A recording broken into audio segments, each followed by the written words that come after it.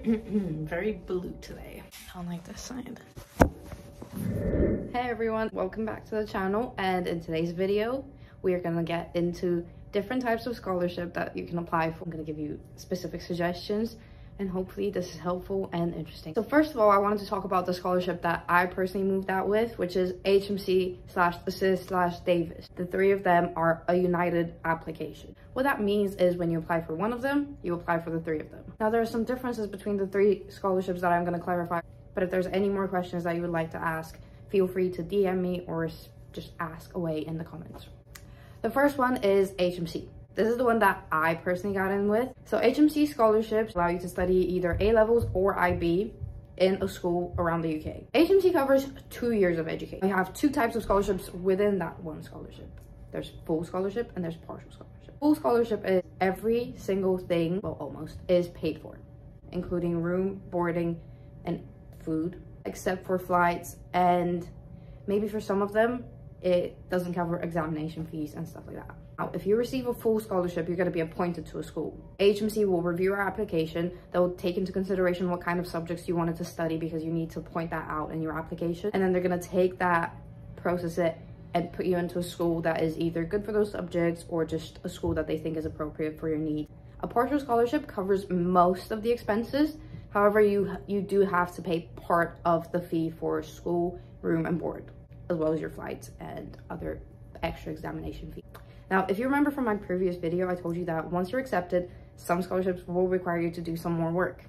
Now, for the partial scholarship, they'll give you a list of 14 to 15 schools. From that list of 14 to 15 schools, you're going to have a short amount of time, and I'm talking 2 to 3 days, to select 4 or 5, depending on the year, which you want to apply for. On the application for those, you have to review the website of each and write an email in which you detail why you think you would be suitable for that school, and the school will have to pick you. I've not heard of anyone who did not get picked for any of their choices.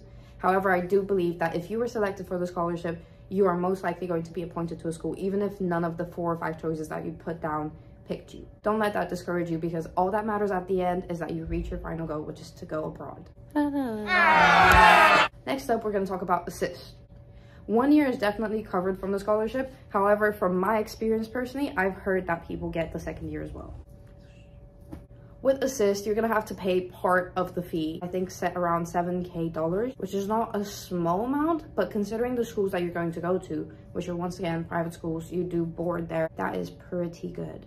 Flights are once again not included in the scholarship. Davis is a really interesting program, as it has 18 locations in 5 continents that you can go study in. At the end of your education of high school, you do have to enroll into one of the partner universities that Davis has. This is also a good thing because that means you're assured of scholarship even before you're in university. What you do have to think about is look through the Davis website, look at the universities, look at the courses that they offer, and decide if any of the courses seem even remotely interesting, because if you don't apply to one of the universities that Davis partners with, there could be consequences. I am not completely sure of the ins and outs of the program, but it is a very selective program because it not only covers your high school education, it goes into university as well.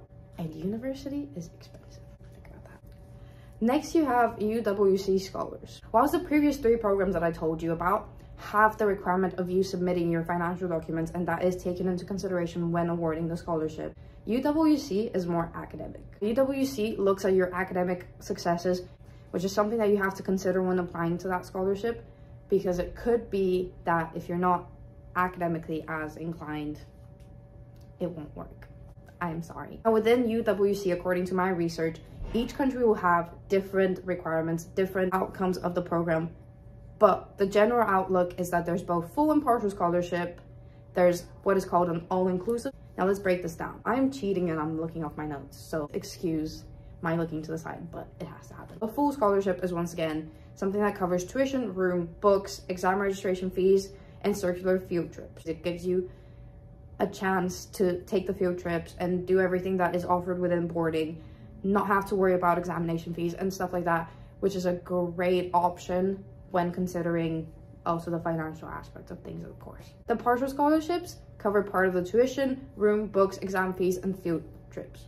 That is pretty much the same as the HMC program that I broke down into full and partial scholarships. An all-inclusive program, on top of everything that I already said, covers fees such as visa and travel expenses too, as well as pocket money.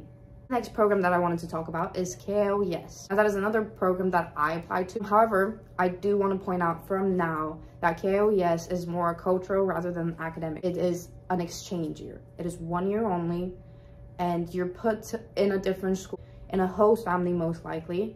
It allows you more of the opportunity to kind of travel around the US, see places. All the other programs that I've listed up until now are very much academic based. I would recommend applying to the program for the experience and valuable lessons that it teaches you, even if you're not looking for a cultural experience necessarily. I personally applied before I did for Assist and HMC. I already went through the interview, the essay writing, and every formal thing that you could go through. I had a lot of experience behind my back, which some people might not have had. I think that's beneficial because it teaches you how to be more confident within such a setting.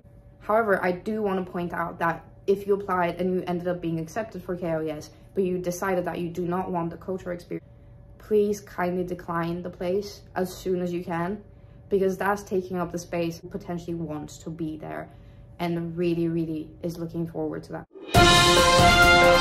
There's different scholarships within your own country that could probably cover some of the other expenses that you have. I cannot guarantee for any of those. I will look into them and I'll make sure that I make a video if I find any that are interesting. I cannot be in every country at a time, so if you ever had questions, you could, once again, DM, reach out, just find me and I'll help. This is the main outlook of programs that I found. However, there's a lot more that is available, and you should always check and regularly update your information. They'll offer places not only in the UK and US like most of the programs that I listed would. They would offer experiences across the entire globe. Now, once again, remember my tip from my previous video. You want to apply as much as you can. However, do not overbear yourself to the point where you drop your academic and you're just focused on the application. Thank you all for tuning into this video. I hope it was helpful, and I'll see you all later. Bye.